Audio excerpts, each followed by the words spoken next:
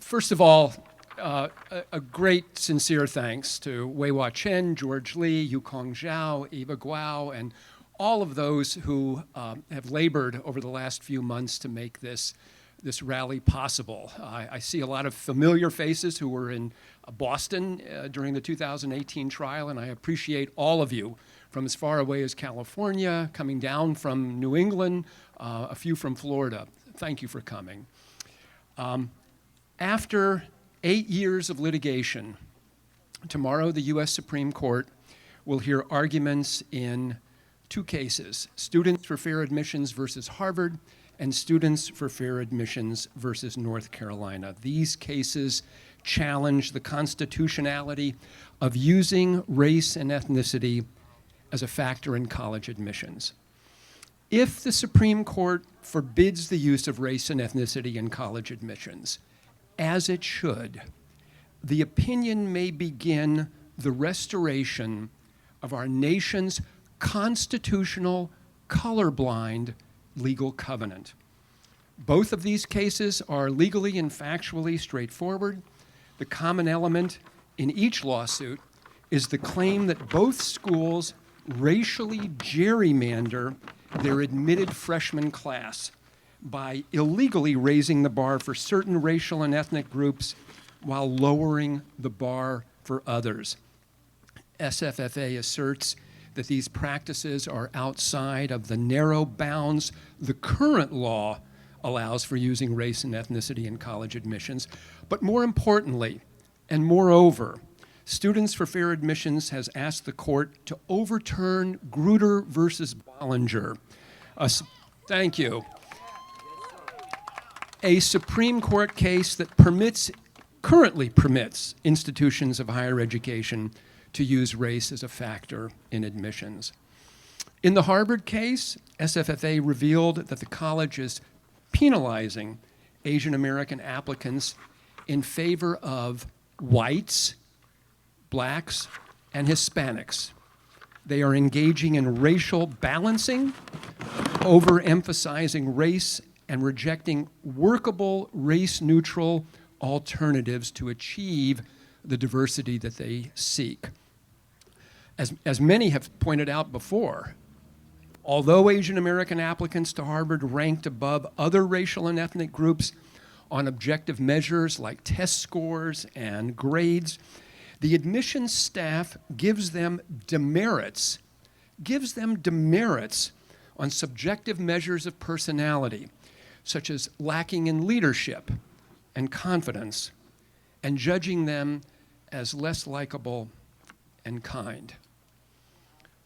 Harvard has a long and ugly history of discriminating against high-achieving minorities. As many historians have detailed years ago, Harvard's leadership believed it had too many Jews on campus because almost a quarter of incoming freshmen were Jewish. Thus, holistic admissions were concocted to limit the number of Jews admitted.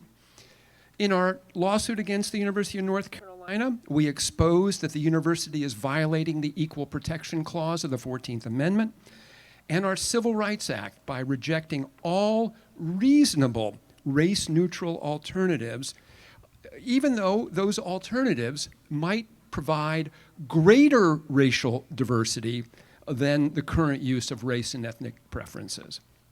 While Harvard and UNC have breached the current strict legal boundaries that permit racial classifications and preferences in college admissions, the legal opinion from 2003 in the Grutter decision was wrong the day it was decided. It was wrong the day it was decided. It is a moral failure that our most competitive universities place high schoolers, like the kids we have just heard from, on racial registers and tell the world that their skin color affects what they think and what they know, and what they like and what they don't like. Elite universities like Harvard and UNC are diminishing rather than growing the power and the profundity of American individualism as individual Americans, we are all minorities. I'm going to say it again. As individual Americans, we are all minorities. Since racial and ethnic preferences were introduced in the 1970s, they have been divisive.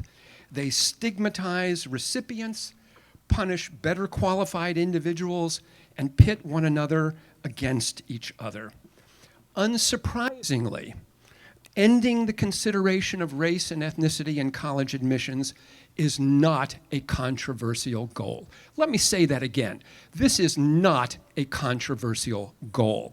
In 2022, Pew Research found that 74% of all Americans, including 59% of African Americans, 64% of Asian Americans, and 68% of Hispanics do not believe race should be a factor in college admissions. Thank you. Let me add that those who advocate for the continuation of race in admissions are working against the convictions and the preferences of a majority of America's racial minorities. SFFA has demonstrated that eliminating legacy preferences for children of faculty and staff, children of wealthy donors, while giving a greater weight to students from economically disadvantaged backgrounds, will produce an individualized and diverse student body without treating students differently by race. Let me end by saying the following. The ancient faith, and many of you may recognize that, the ancient faith that gave birth to our civil rights laws is the principle that an individual's race should not be used to help them or harm them in their life's endeavors. It is the hope of the vast majority of Americans that the justices on the Supreme Court will return the law to these principled ideals. Thank you, everyone, for coming.